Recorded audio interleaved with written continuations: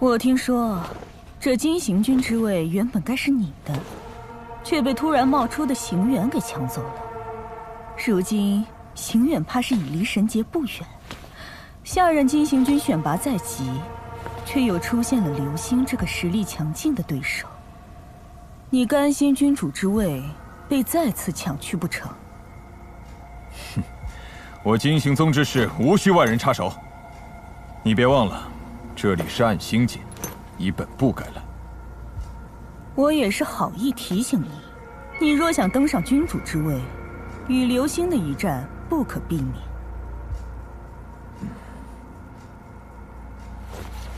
此探灵宝珠能瞬间增强灵魂之力，关键时刻或许能助你克敌制胜。啊，对了，刘星并非你金行宗之人。有何证据？交战之时捏碎探灵宝珠，可验证他的功法。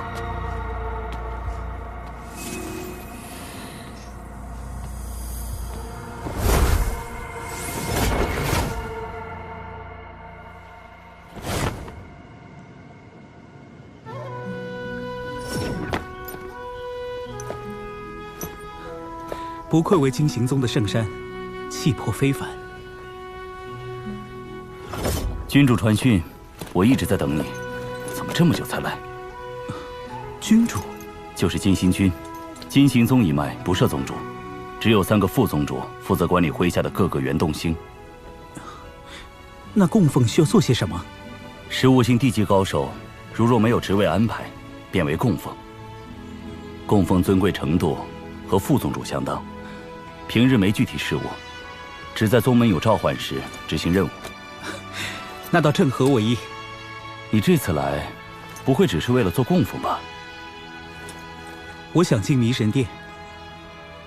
哦，想进迷神殿可没那么简单。先随我觐见金行军君主吧。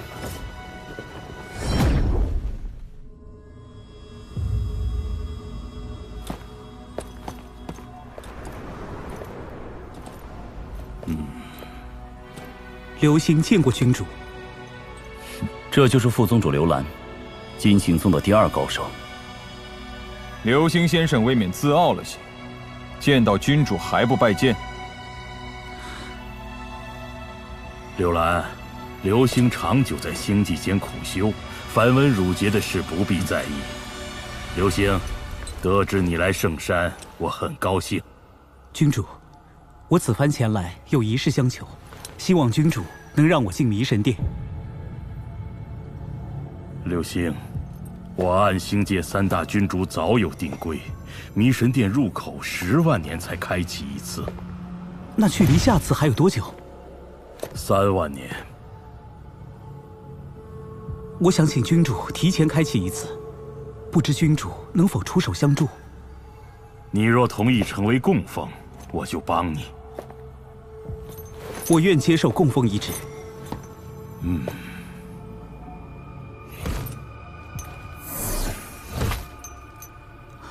谢君主。至于迷神殿之事，尚需黑焰君与白玄君同意。黑焰君、白玄君，我自会邀请2人。只是黑焰宗、白玄宗与我金行宗一直在竞争，他们答不答应，我却并无把握。文芳，你先带刘星去传承殿看看。作为供奉，总要多多了解我金行宗才是。是。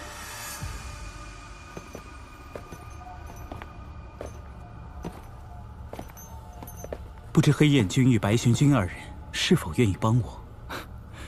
不用过于担心，到时君主自会替你说清。这些事，这是暗星界人彼此战争的场景。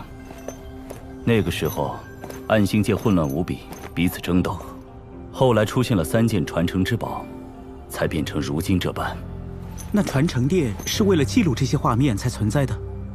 自然不是。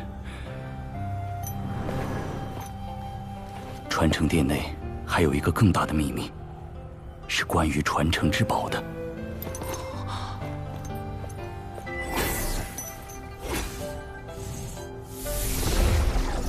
这幅星图好似整个仙魔妖界都属于暗星界一般，这是为何？无数年下来，我暗星界弟子大多都忘记了，这仙魔妖界原本是暗星界。什么？我暗星界人才是整个宇宙空间的原住居民。至于什么仙界、魔界、妖族，都是从下界飞升上来的。他们飞升的太多，逐渐超过我们暗星界之人。所以，仙魔妖界这个名字，也是后人所起。从下界飞升到高一个层次的世界，这是宇宙天道法则，是根本没法改变的事情。所以，当时我们暗星界的3大君主，便决定退居一地。飞升是宇宙天道。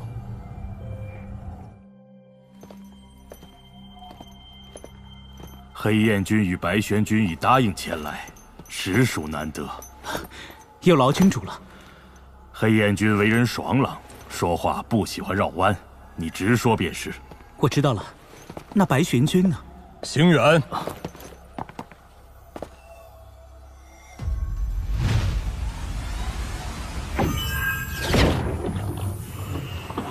行远，你们金行宗这个供奉可了不得，连我都无法探测出他灵魂的境界。不单单是你，我也探测不出。流星，这2位就是黑焰君、白玄君。流星见过2位君主。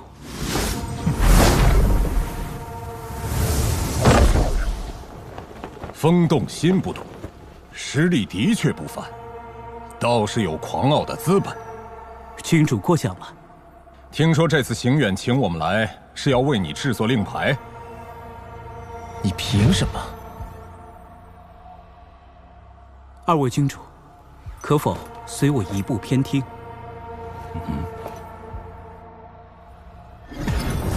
何必鬼鬼祟祟？有话直说。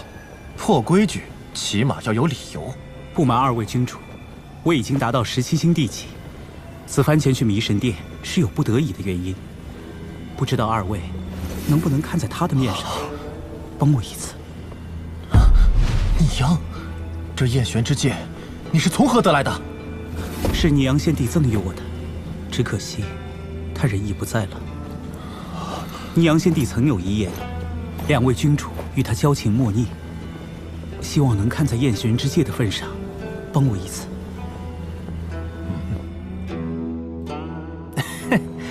咱们3个都是难寻对手的修为，今天痛痛快快打一场。要是我输了，神剑破天让你们拿走；要是我赢了，你们也得送我一件宝贝，怎么样？一言为定，出手吧！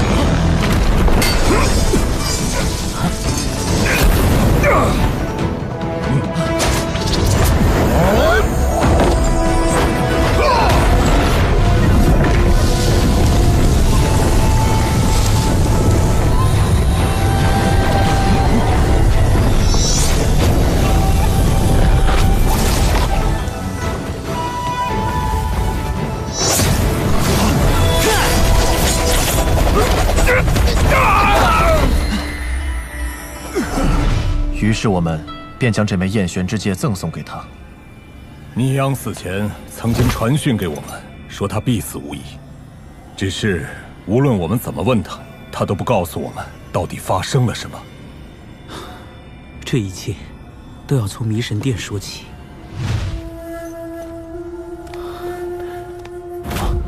神器。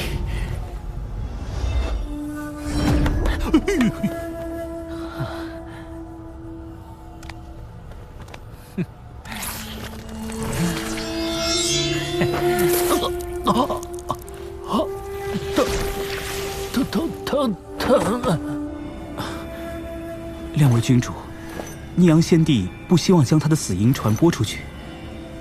两位都是他的至交好友。潇洒一生，却死得窝囊，造化。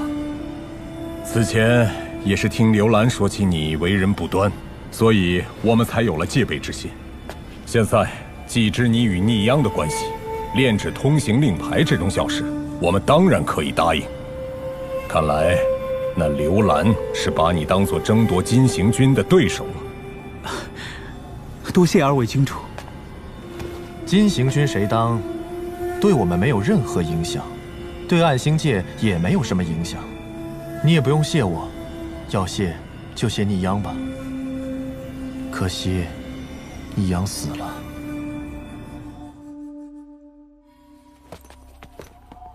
这可是我头一回炼制通行令牌，模样便由我定了。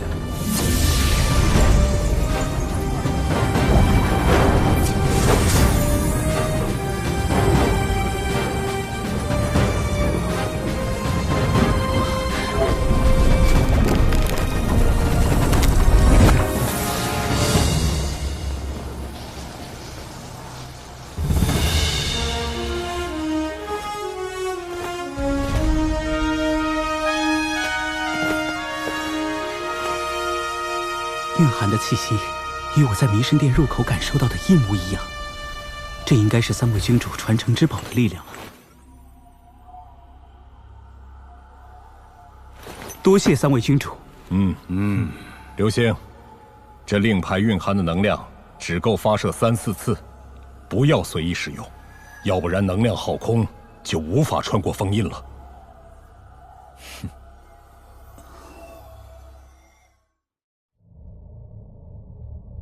刘兰自然是怕你来争夺金行军之位。陛下渡神阶之日即将来临，恰好这个时候冒出你这么个高手，不但成了供奉，还得到3大君主之助，准备进迷神殿。他当然是戒备万分。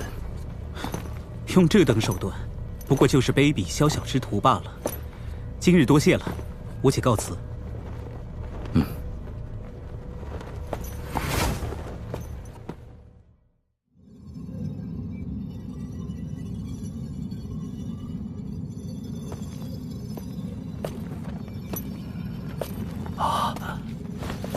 拜见刘星大人，大人又要破这封印。这次我有通行令牌。哦，恭喜刘星大人。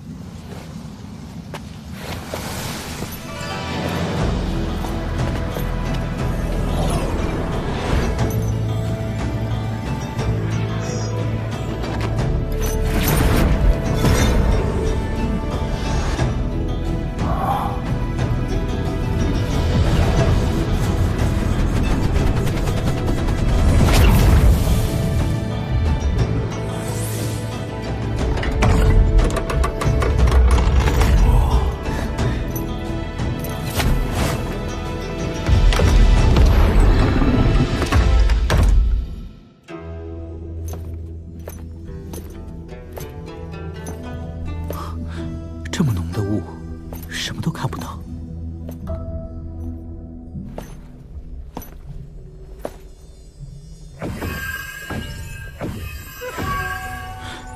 竟然无法探查，幸好我有灵神托圈。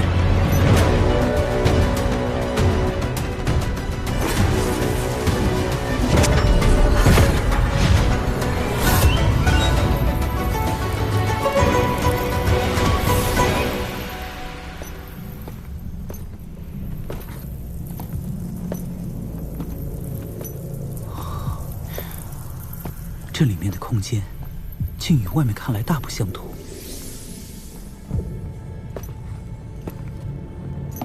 这么多门，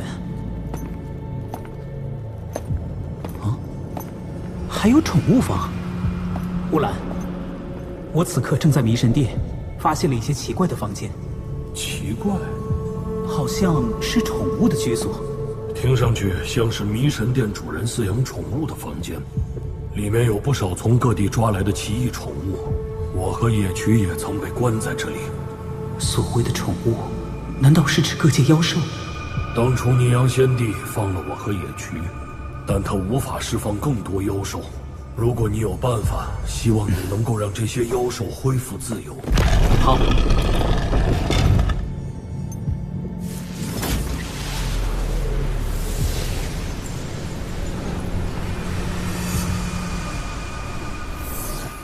我已将妖兽收入江蓝界中，等离开此处后，再放他们自由。这迷神殿主人未免也太会享受了，这些房间不是养着宠物，就是侍弄奇珍异草，还有无数精美雕刻。这么大的前殿，竟然只是他陈列珍藏的地方。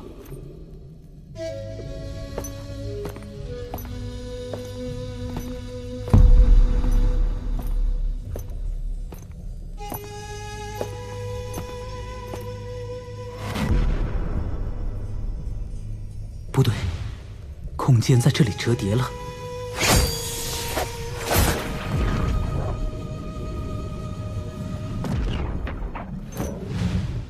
原来这里还有一个隐藏空间。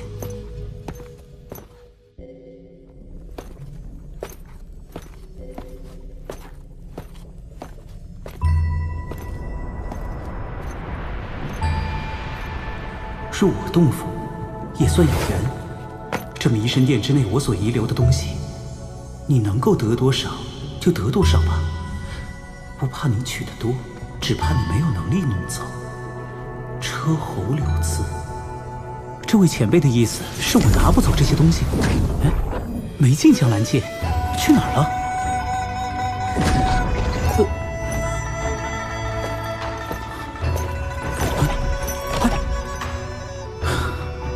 这位前辈真是会寻人开心，面前皆是宝物，看得见却摸不着。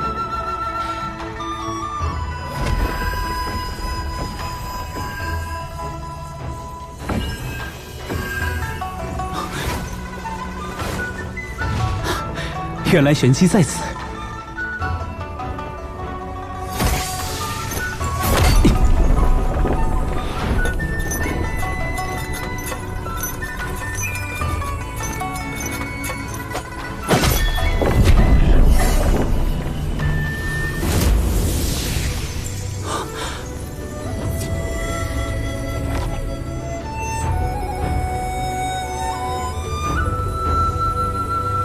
你好，我叫车侯元。原本以为在仙魔妖界不会有人能够打开我留下的禁制，没想到竟然被你发现了，说明你的灵魂境界倒是不错，已能堪比神人。前辈难道不会认为我就是来到仙魔妖界的神人吗？我的迷神殿对于神界之人是有禁制效果的，就是神王想要进来，也要花费大力气，而且强行闯入的话，迷神殿也会自行毁灭。神王，如今你便是唯一有机会获得我迷神殿重宝之人。当然，能不能拿走，还要看你的机缘和能力。你可对神界有所了解？晚辈并不清楚。神界乃所有宇宙空间的顶峰，空间内蕴含着神灵之气，刚飞升的神人会被神灵之气压迫的只能勉强走路。神界高手，简单来说可分为2大阶段，一个是神人阶段，一个是天神阶段。每个阶段又分为上、中、下3个等级。神人灵魂为灵魂金丹境界，而天神灵魂为灵魂化阴境界。同时，神人使用的力量只是神之力，而天神使用的力量却变成了天神之力。天神最强大的，便是对空间的掌控能力。原来神界的高手是这么分的，不知前辈是何境界？我方才所说的神人、天神，只是主要层次，我自己便是上部天神境界。那前辈岂不是神界最强境界了？非也，非也。上部天神之上，还有完全掌握了空间法则的神王。神王在神界几乎是无敌的存在。几乎？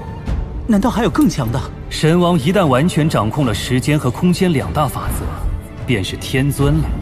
传说中，天尊既可以开天辟地，也可以毁天灭地。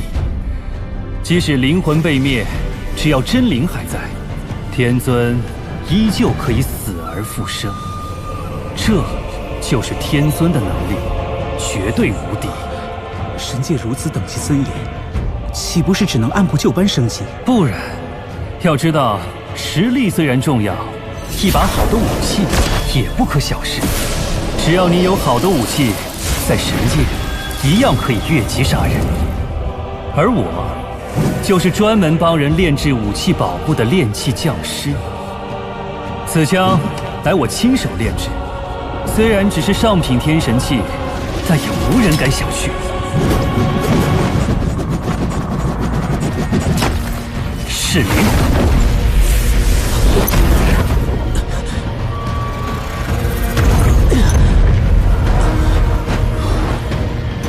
没有元婴之人，倒是世间少有。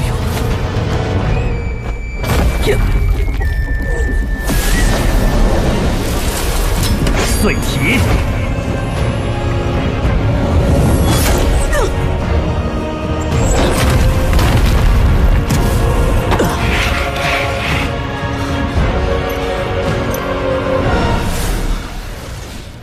多谢前辈手下留情，不过前辈怎知我没有原因？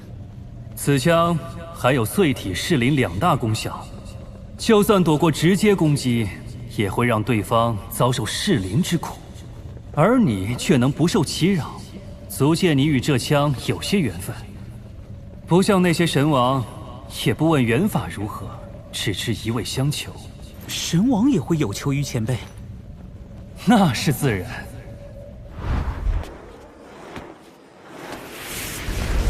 主人，外面已经守着6位神王了，您仍是不见吗？由他们候着吧。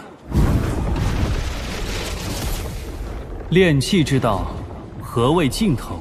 何谓王者？以天神境界炼制出鸿蒙后天灵宝，放眼整个神界，也只有主人一人能够做到。可那也只是鸿蒙灵宝而已。难道这炉中是？是，就是天尊灵宝。可惜还是失败了。前来求我的那些神王，纵然已经站上神界巅峰了，却无人敢求一件天尊灵宝。只因他们知道那是天尊才能使用的武器，无人可以炼制出来。但我不信我做不到。阿福，我要出发去寻找一些东西了。我有预感，这次一定会成功。那么，这里便交给你了。阿福领命。天尊灵宝，小贝，你我既是有缘之人，我自然不会让你空手离开。但你能从迷神殿带走什么，还要看机缘。何谓机缘？前辈，前辈！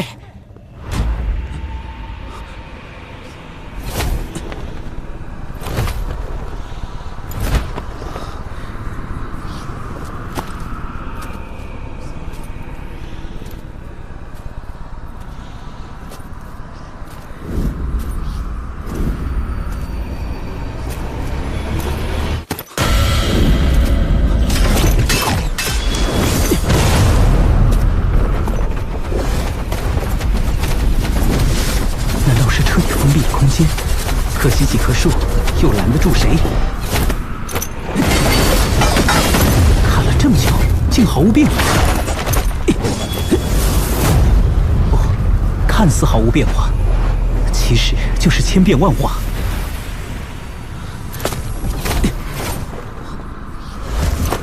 不对，就算骗过我的眼睛，我也可以确认，此处就是这法阵的边界。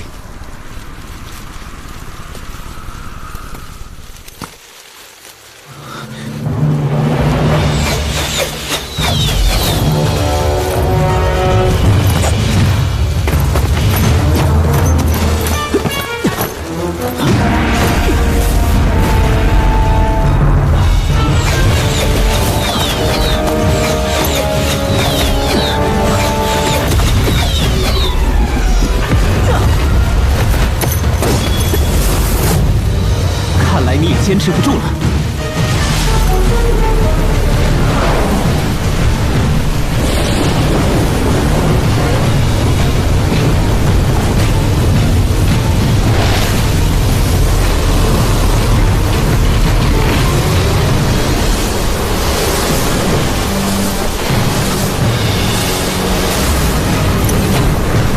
这下，看你怎么变！破阵！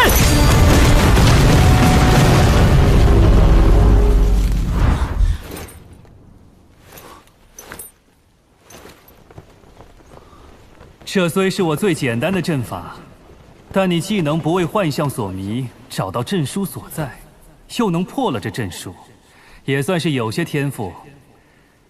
方才那根长枪就在花坛旁，你只需要在长枪枪杆上写一个“圆”字，便可破了那长枪表面上的禁制。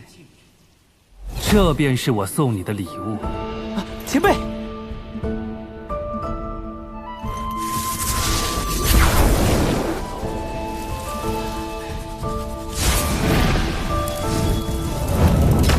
上品天神器，也不知道我能否炼化。你可以，年轻人，你叫什么？晚辈秦羽，敢问前辈是？我乃霓神殿的管家，主人叫我阿福。见过福伯。你既已通过阵法试炼，自然有资格炼化此枪。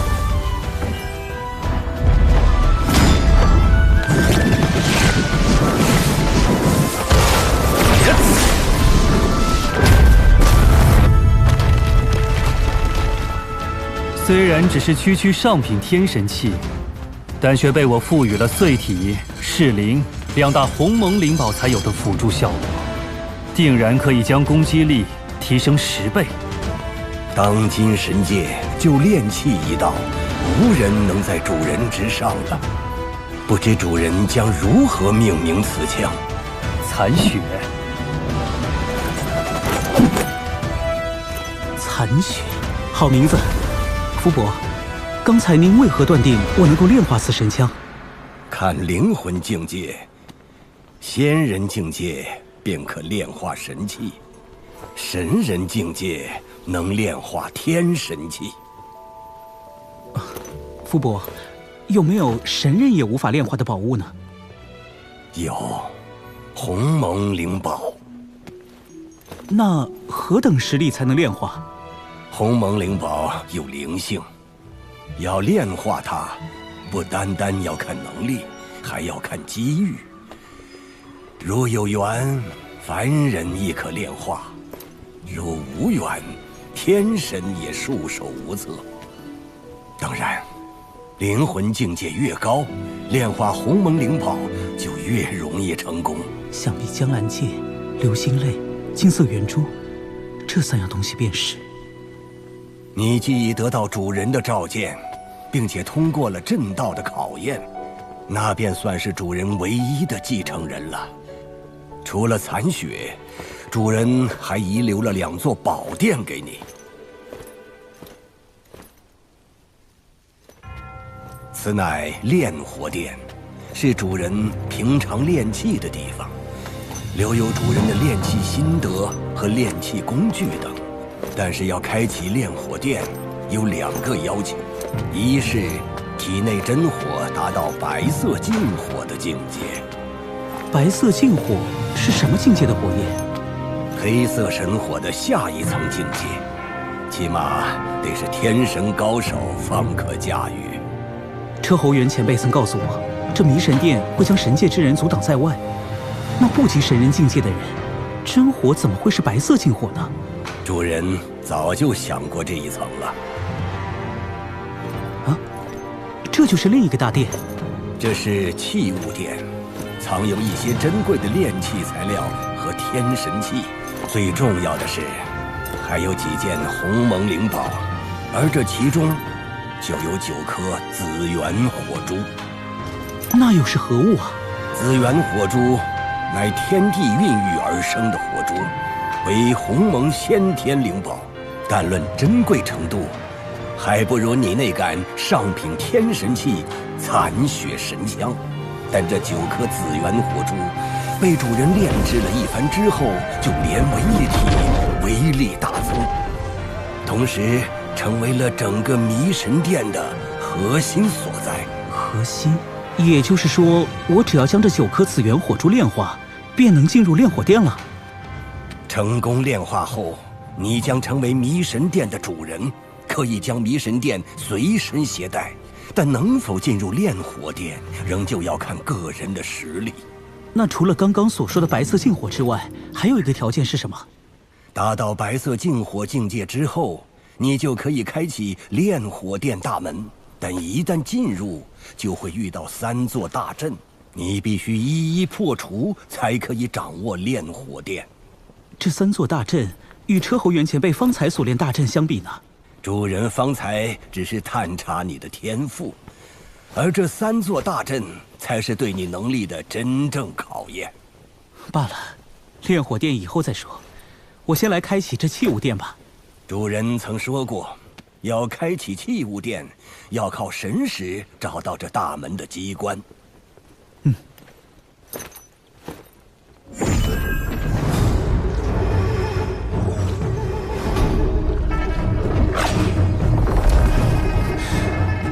机关就在大门之上。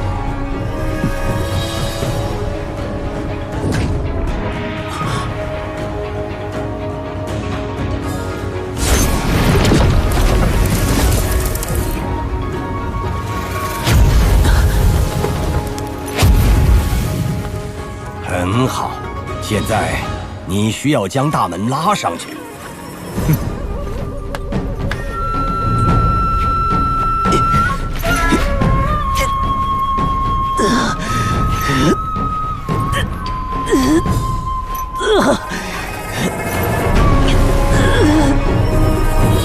不管是肉体力量还是体内能量，都可以。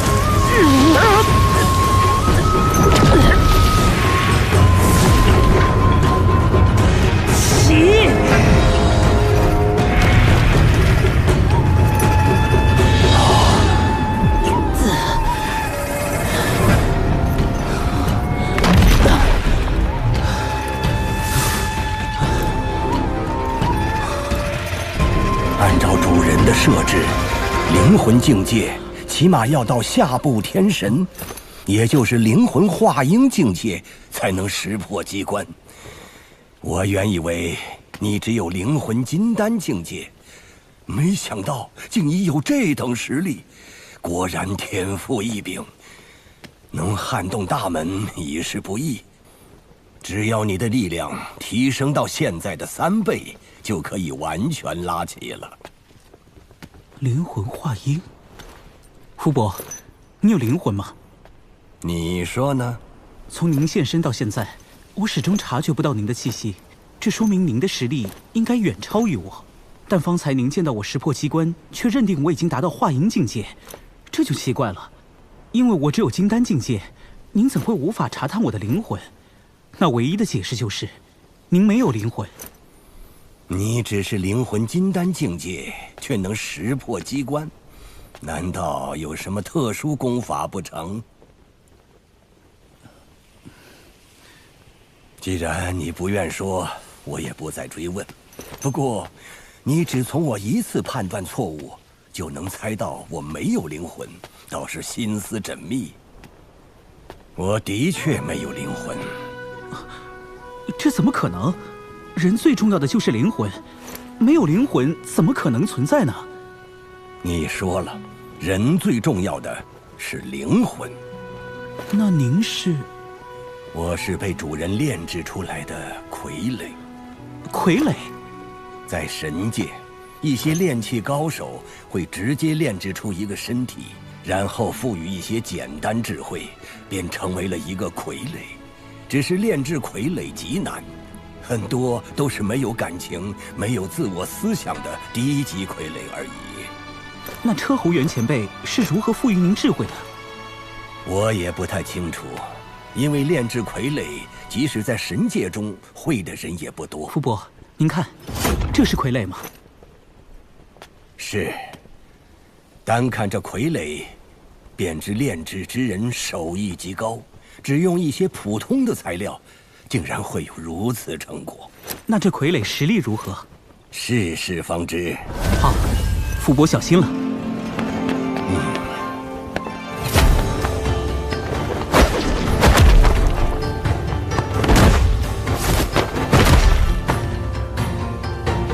全身骨架尚算坚韧，估计赶得上下品天神器。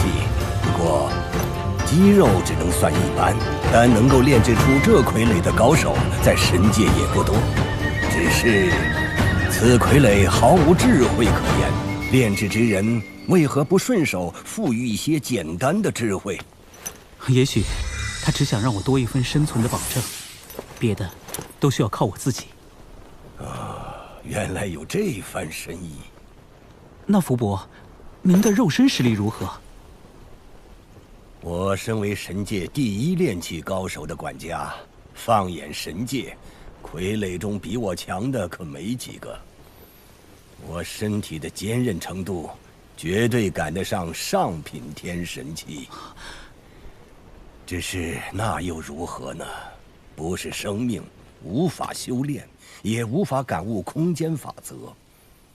就算我再强，遇到掌握了空间法则的中部天神，也只能束手就擒。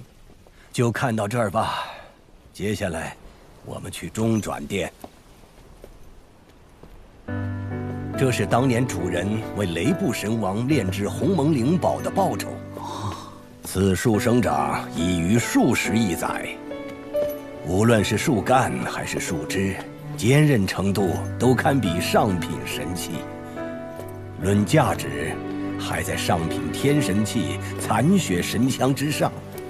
整个神界比红桐树还要珍贵的树种，估计只有传说中的古铁木树了。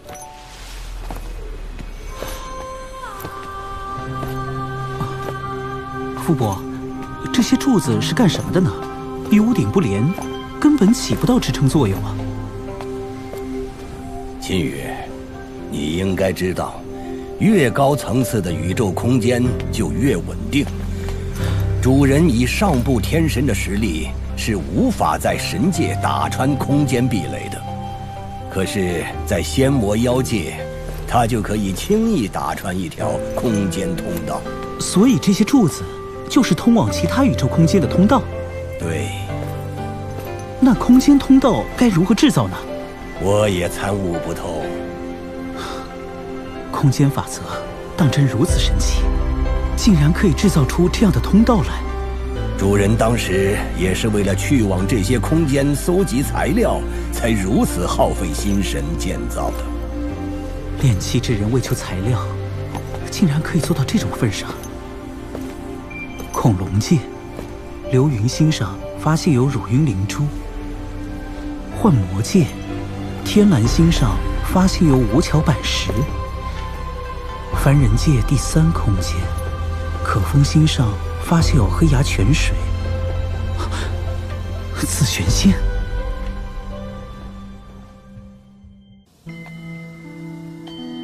这些柱子并不是实体，你可以步入其中，这样就可以传送至相应的宇宙空间。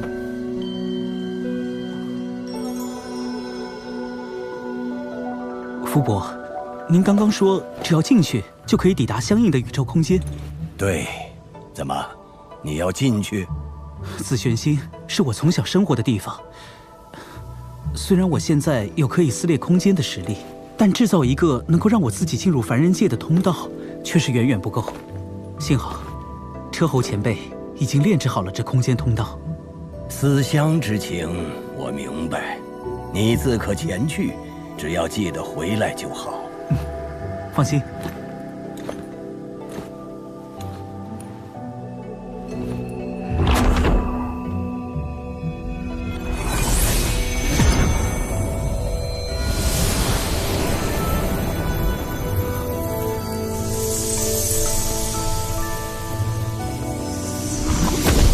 这片宇宙出入中转殿的路径，竟然是个黑洞。不过引力倒并不算大，看来周显当初的手段也不算厉害。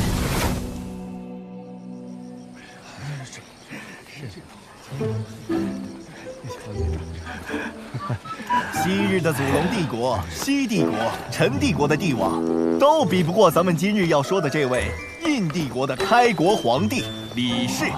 他厮杀半生，除了妖族盘踞的洪荒那等人类的禁区，终究统一了乾隆大陆所有区域，真是了不起啊！印帝国，想不到，距离我飞升仙墨妖界也有4000年了。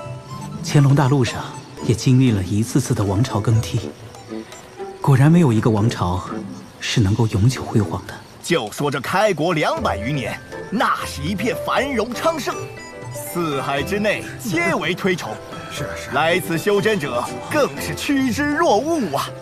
要说安全嘛，我印帝国敢说第2，没人敢认第1。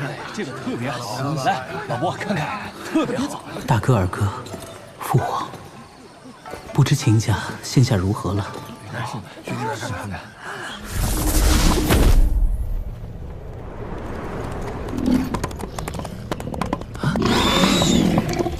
主人，想不到还能再见到您。小莫，多年不见，如今我秦家子弟身在何处？主人，幸好你回来了，秦家如今有难。二哥，小雨，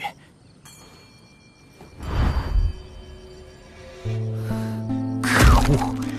彭魔岛那些宵小之辈，竟敢违背连冲遗命，觊觎我飞升前留在秦家的极品仙器。主人，都怪我实力不济，没能守护好秦家。小莫无需自责，你做的已经很好了。是啊，他们实在太过强大了。莫麒麟也是独木难支，我已经召集各旁支精英弟子汇集延津城，也是为了对抗他们。二哥，你搞出如此大阵仗，想必觊觎仙器之人不止那彭魔岛一家吧？还有洪荒的一支12阶的散妖，实力极为强大，他们联手威逼，强令我秦家交出仙器。二哥，如今我回来了，定不能让他们为所欲为。来，二哥，父皇和大哥他们都飞升仙魔妖界了吧？你可知如何能探知他们飞升往了何处？父皇和大哥还有风玉子叔叔都飞升了。你若想打听他们的飞升之处，和我们交好的紫阳门兴许能帮上忙。二哥，紫阳门和秦家关系何时如此交好的？其实，双方交往已久了。早在父皇和大哥还在时，紫阳门就凭借一些机缘与我秦家交好。他身为腾龙大陆第1修仙门派，甚至还在父皇和大哥飞升时提供了一些帮助。其实此番你若不回来，紫阳门也表达过有意帮我们对抗彭魔岛之人。羽皇死后，紫阳门俨然已归玄帝管辖，他们不可能与上界全无联系，可却主动向我秦家示好，这其中定有阴谋。如此说来，这紫阳门倒还知道好歹。二哥，我想亲自去一趟紫阳门，他们如此善待我秦家，无论如何理应当面谢谢。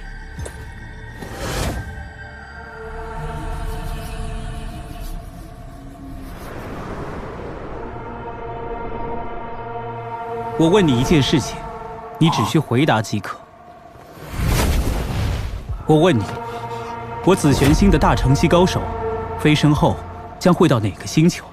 宗门阵法完好，此人是如何进来的？前辈，我紫玄星的修真者一旦飞升，将会在仙界流泉星系的渔阳星上。你说是流泉星系？正是。流泉星系过去是羽皇的地盘，现在归玄帝管。果然如此，你就当我没来过，继续修炼吧。是，前辈。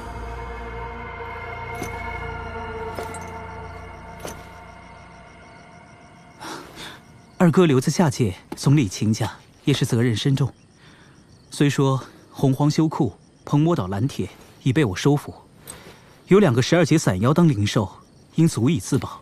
只是将来你终归要飞升，那2个灵兽同样要飞升，所以我还打算留给咱们秦家一样东西。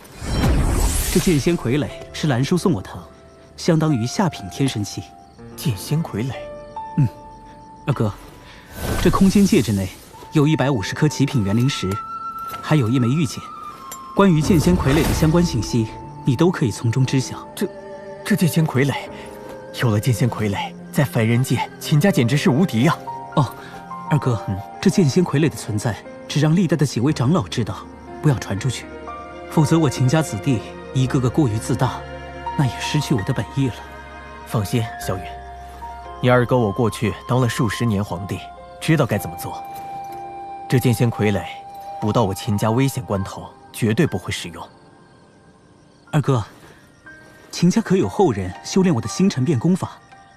此功法的确玄妙，我秦家子弟虽人数过万，但也只有1人可以窥得功法玄机。传秦10天来见。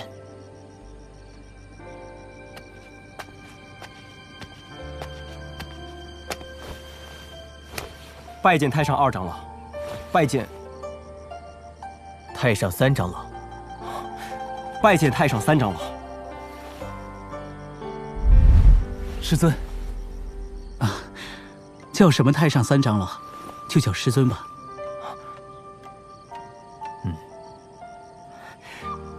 徒儿拜见师尊。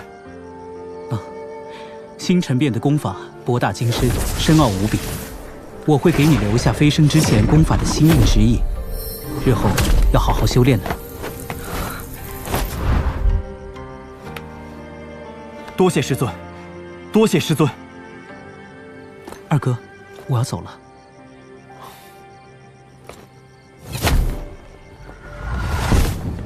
小雨，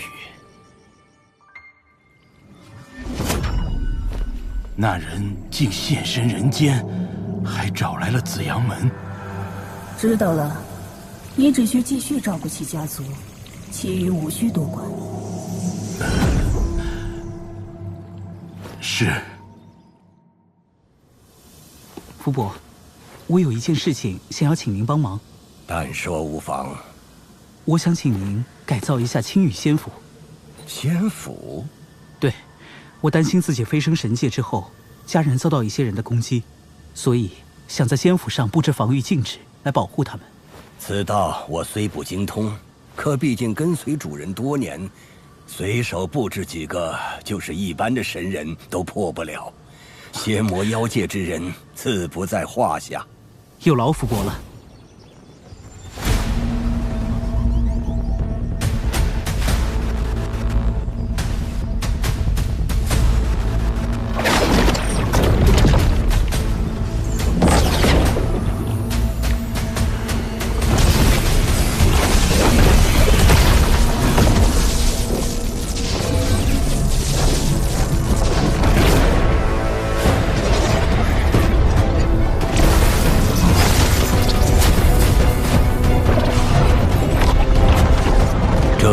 既有幻术禁制、防御禁制，也有攻击禁制。放眼仙魔妖界，纵是9级仙帝来了，也奈何不了仙府内的人。多谢福伯，这样我的后顾之忧变少了许多。我这就将它送给父亲。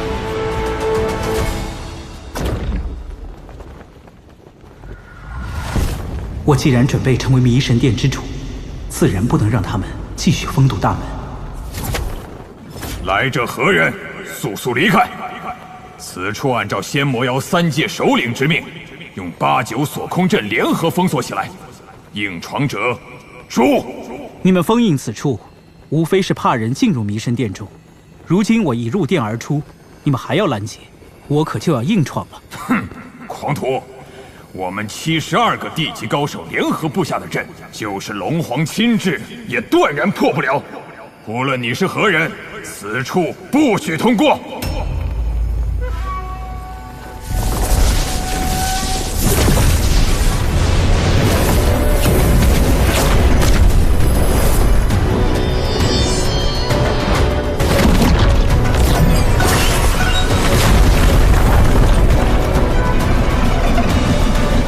听好了，此枪名为残雪。今日我就用这阵来祭枪。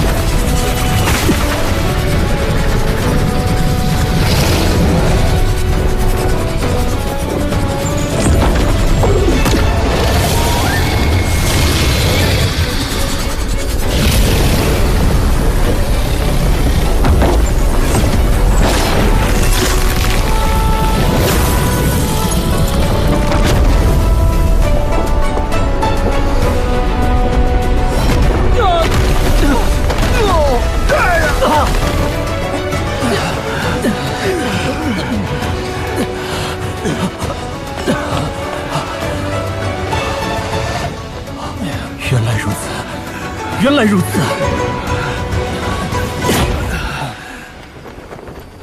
晚辈乌龙，困于6级魔地多年，刚才前辈这一枪，瞬间让我明白了，晚辈已然有信心100年内达到9级魔地境界。多谢前辈。敢问前辈，可是神界来的人？你悟性倒是不错，看我一招便可得到。不过我并非神界来人，在下秦羽，不喜欢你们布置的封印。如果再让我看到入口被封印，可就不只是吐口血那么简单了。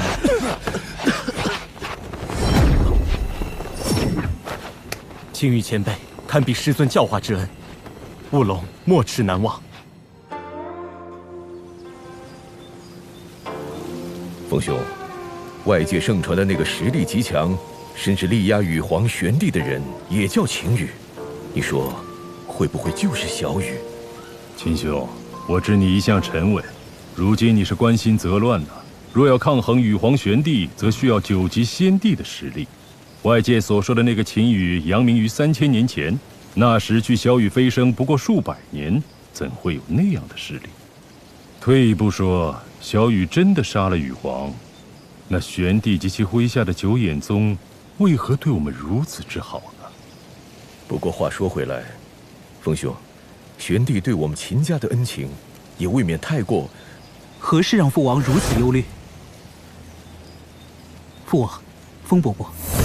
啊！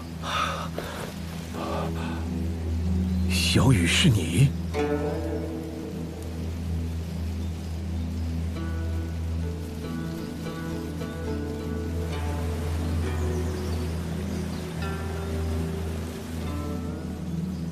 万万想不到，当初根骨不佳的小羽，如今成了仙魔妖界人人崇拜的秦羽。父王，风伯伯，你们方才说飞升之后，那玄帝对秦家多有照顾。何止是照顾，我们秦家子弟飞升仙界之后，凡遭遇生死危机，均被玄帝的人救下。除此之外，只要在仙界成亲的，道侣也无一不是玄帝的徒众晚辈。原本我只是有些奇怪，如今得知小羽你与他有那样的大仇，我已可确认，玄帝是打算利用我们来威胁你，只是尚未动手，看来还在等待最佳时机。父王，风伯伯，无论他有什么打算，前提是能将你们控制在手中。这渔阳星是玄帝的地盘，我们还是离开为好。此处的西边有一颗炎阳星，为我的故交好友君落羽掌控，到那边会更加安全一些。可是我秦族众人的道侣，皆出自玄帝门下。你风伯伯的道侣，亦是玄帝的人。既是家人道侣，带上无妨。我倒要看看玄帝到底能奈我何。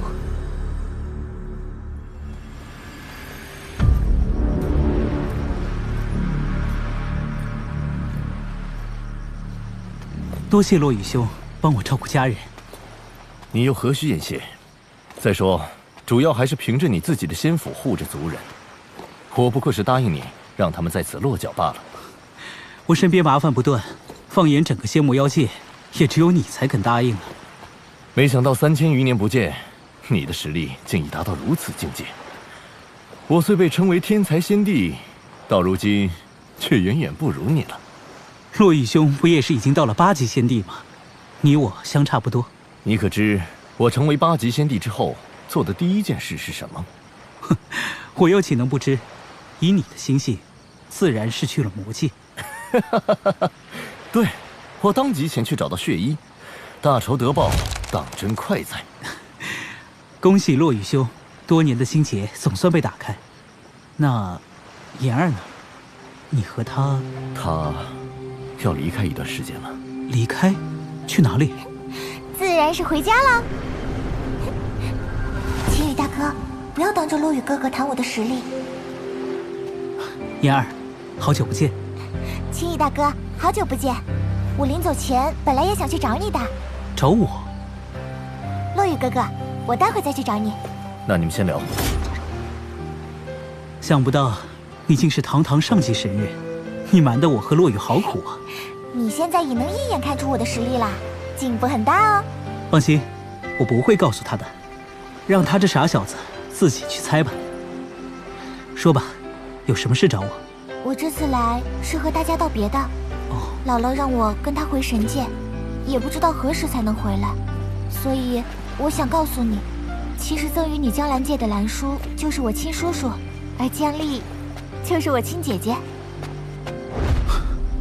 我早就该猜到的，你和丽儿那么像。幸好你没忘记她，要是你做了负心汉，我第一个出手教训你。丽儿她怎么样了？很不好。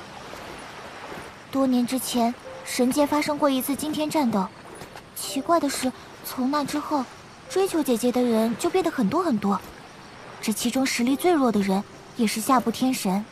那个周显也在其中。不过你也别灰心，兰叔可是把自己手头的第一灵宝江兰界都送给你了，自然是极为看重你。不过我得提醒你，在渡神界的时候，可别用出江兰界。为何？此事你无需多问，只要记住，神界并不是你想的那般简单，涉及到宇宙的运转，牵涉到无数的宇宙空间，所以要是不想一飞升就被人盯上，就别使出江兰界。这可是你的底牌，要藏好。多谢姥姥指点。还有，不要鲁莽的去找我姐姐。等你实力到了，自然有机会相见。未来的姐夫，你可要努力，别让我姐姐失望哦。好，原本我还以为凭着自己手中的宝物渡神劫自然无虞，现在想来还是把神劫想得太简单了。我这就去闭关提升实力，争取早日飞升神界。